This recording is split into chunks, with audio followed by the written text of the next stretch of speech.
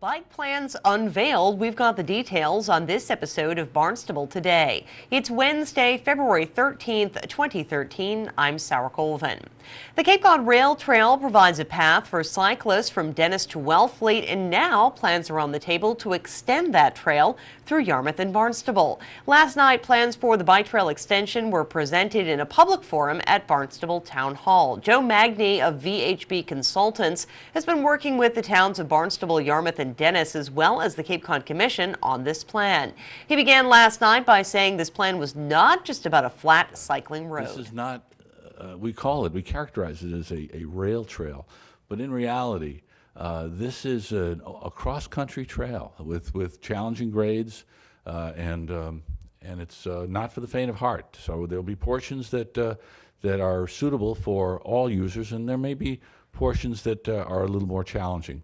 And probably through question and answer, we can find out where those are. Magny provided details of the trail extension. This is the Old Townhouse Road Park and the Bayberry Golf Course, and we're winding a bike path through these areas and through the well fields into Higgins Kroll Road. We're crossing Willow Street at bridged crossing at that location, and then we're stretching across at this point Massachusetts Fish and Wildlife, heading down Mary Dunn Road, across South Flint Rock Road, Breeds Hill Road, up Kids Hill Road, across to the, I guess it's called the Hyannis Golf Course, used to be Iano Hills Golf Course, and connecting to the Clare Saltonstall bike path. That's essentially the project limits for what we're discussing tonight.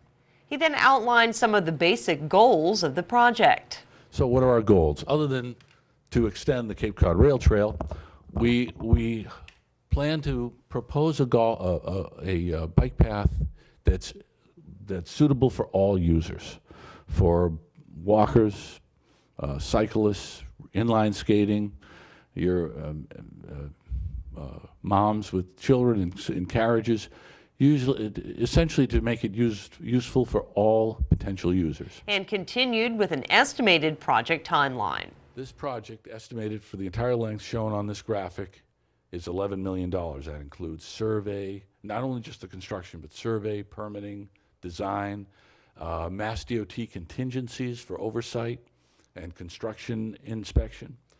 And that is a very large number, and Glenn will confirm that that exceeds any single year of dollars available to the Cape Cod region for Transportation Improvement Program projects.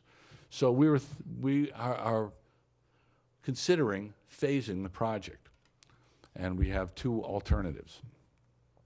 A two-phase project. The two-phase project would exist from Station Ave. The first phase would be built, the first out of the gate, connecting on to Joe and George's project, from Station Ave, or just west of Station Ave, to Mary Dunn Road. And I have a graphic up there, but I'll use this one. So that would go to here. And again, we have a staging area right there. We're planning to have a medium-sized parking lot at that location. So this would be the first project built.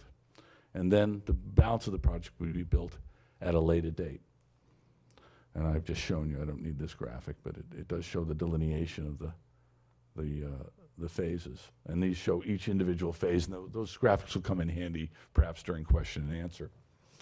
But under this scenario, the phase 1 project would cost $6.4 million, and the phase 2 project would cost $4.6. Those are more manageable numbers, and we'll have to hear from Glenn and Martha and others to see if this type of scenario would work with the other 15 communities.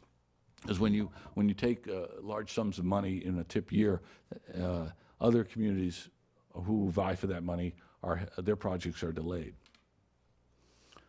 This is a 3-phase project, and I guess I can use this again.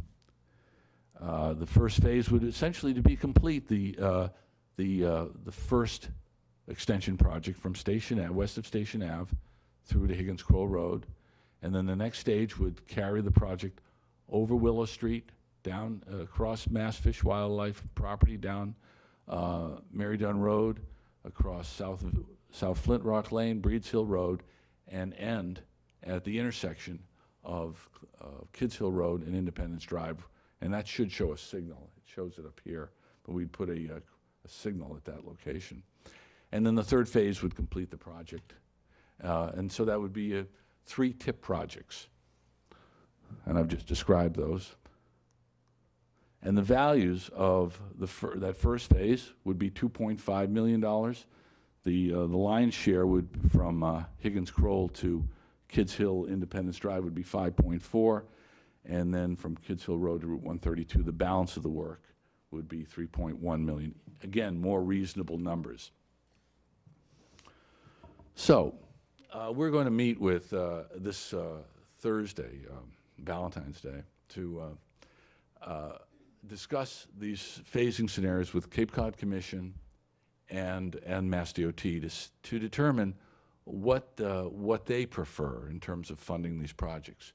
And if we come to agreement, we will, under step 2, we'll prepare and submit the second and final form requesting funds for this project based on the scenario that's selected by the Cape Cod Commission, the communities, and Mass DOT. The Mass DOT will take our project initiation form and bring it to the project, a statewide project review committee that has representation from all regional planning agencies to determine if this project is worthwhile to invest in. Presumably, if we get the nod on the preferred alternative and we get approval for the project, then we approach the Joint Transportation Committee of the Cape Cod Commission and present this project to them and request that they approve and recommend to the Metropolitan Planning Organization to fund this project in a specific year, 2017, 2018. And once that's complete, then we commence design. So I've taken a stab at a schedule, and I base the schedule on the end of the tip. There's a 5-year tip in place, and it's full. So I've assumed that our first opportunity for the preferred alternative would commence in the very first year, 6 years from now.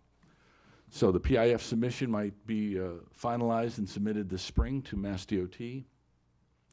I assume that the Project Review Committee at the state meets 3 to 4 times a year. I believe they met last August, so perhaps they'll meet in the summer again to review this project. And if approved, then the towns would, Barnstable and Yarmouth, would join together to request that the MPO fund this project, the approved scenario.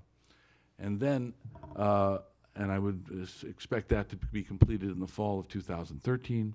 And then in 2014 to 2017, survey, design, and permitting could occur.